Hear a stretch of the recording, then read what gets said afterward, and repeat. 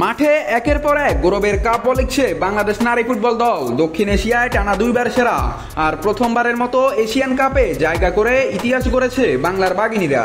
কিন্তু এমন সোনালী সাফল্যের আড়ালেই লুকিয়ে আছে তিক্ত বাস্তবতা। মাঠে জয়, ট্রফি আর করতালি মিললেও মাঠের বাইরে তারা প্রতিনিয়তই অবহেলার শিকার। কারণ তাদের প্রাপ্য যে আটকে আছে ফাইলের নিচে। ম্যাচ ফি, বেতন হোক বা পুরস্কার, সব ক্ষেত্রেই চলছে দীর্ঘসূত্রতা।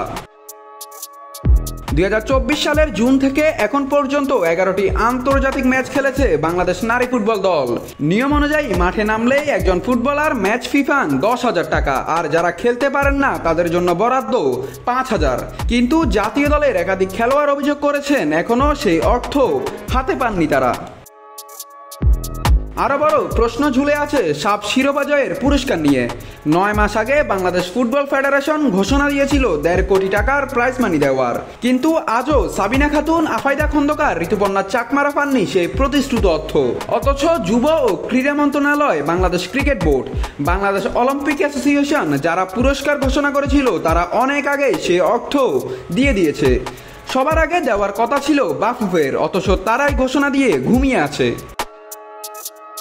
মাত্র 15 বছর আগে আন্তর্জাতিক অঙ্গনে যারা যাত্রা শুরু করেছিল সেই দল এখন বিশ্বকাপ আর অলিম্পিক খেলার স্বপ্ন দেখে।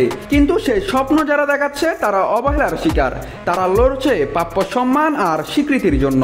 সাবিনা, ঋতুপর্ণারা আদৌ কি পাবেন সেই অর্থ, নাকি ফাইলের নিচেই আটকে থাকবে সব? নাথ রাহুল, নিউজ না স্পোর্টস।